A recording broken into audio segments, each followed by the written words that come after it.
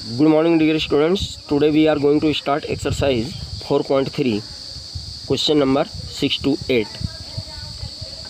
First of all we have to see question number 6 in your book. See the question number 6 in your book. What is question number 6? If the work done by a body on application of a constant force is directly proportional to the distance traveled by the body, express this in the form of an equation in two variables and draw the graph of the same by taking the constant force as 5 units. Also read from the graph the work done when the distance traveled by the body is 2 units and 0 unit.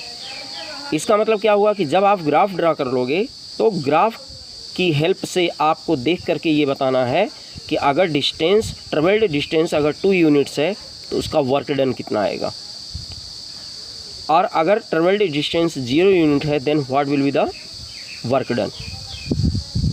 तो it you will find it after drawing the graph. तो first you have to draw the graph. तो इसके लिए आपको क्या करना है, first you have to form the equation, then you will draw the graph, then you will find these values. So first of all we have to see how we will find the equation. So in this question it is saying that the work done is directly proportional to the given distance, यानी W is directly proportional to D. तो यहाँ पे क्या है, जब हम proportional का sign replace करते हैं, हटाते हैं, तो यहाँ से रिमूव करते हैं इसको, तो यहाँ पे एक कोई कांस्टेंट वैल्यू आती है दैट इज़ के.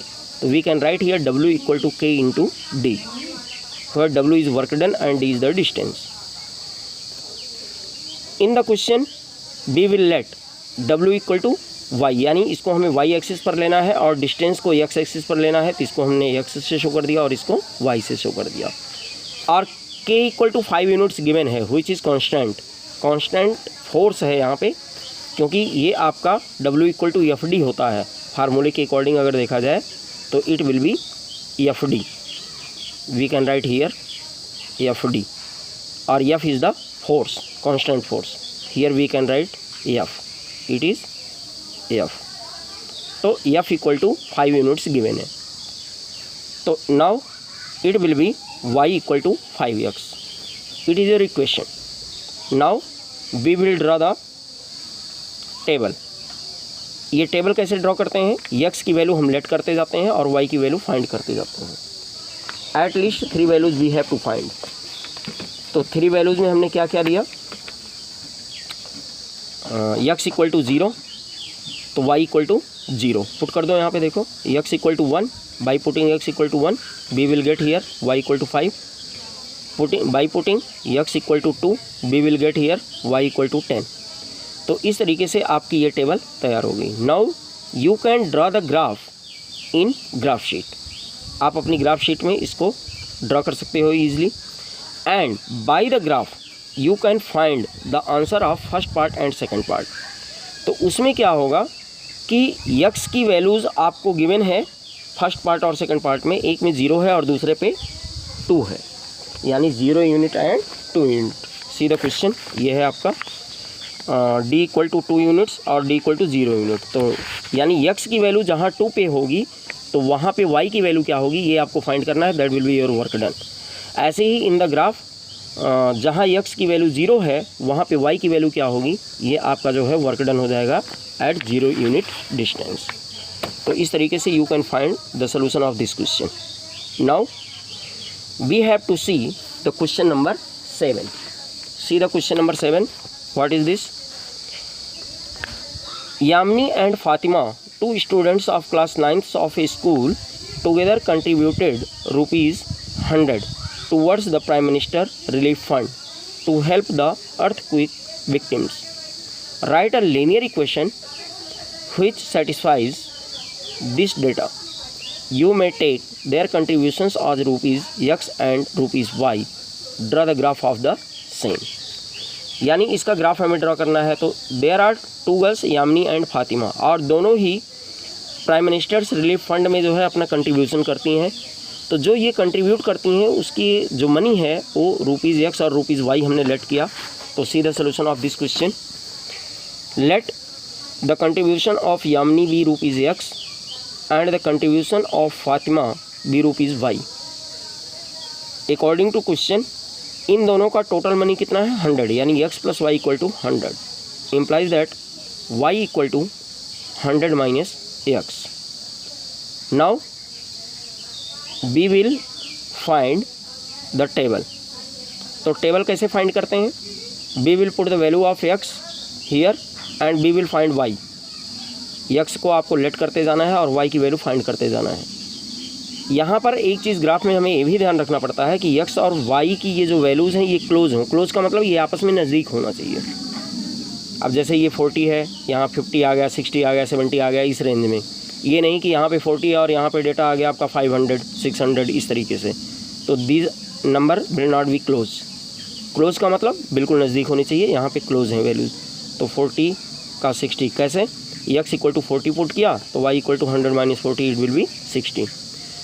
If we will put x = 50 then we will get y = 50।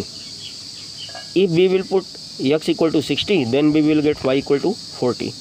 तो इस तरीके से 3 वैल्यूज़ हमने फाइंड कर दिया।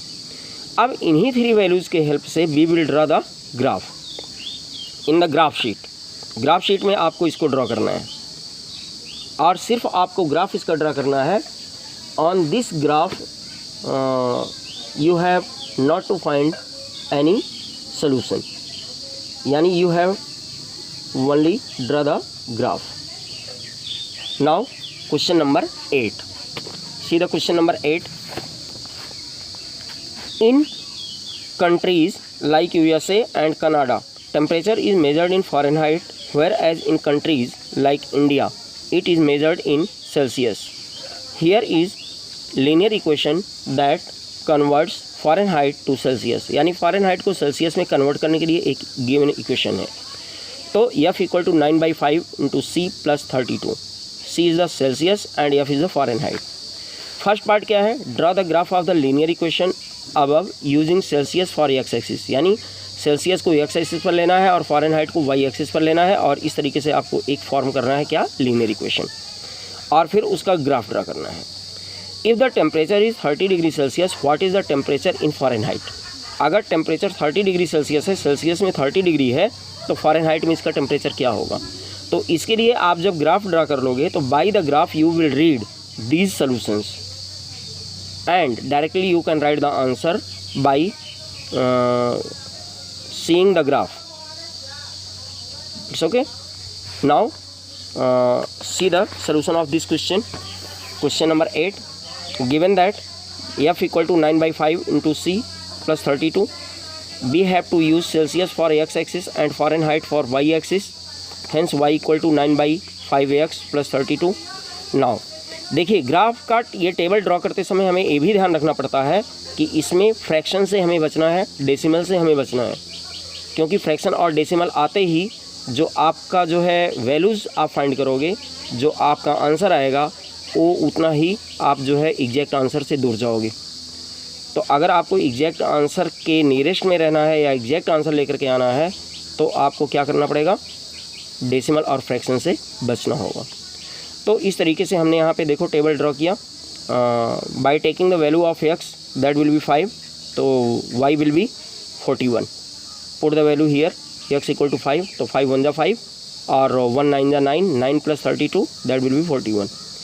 By putting x = -5 we will find y = 23। By putting x = -10 we will find y = 14। So now you can draw the graph of this table and by graph you can find the answer of the given parts। Thank you and have a nice day।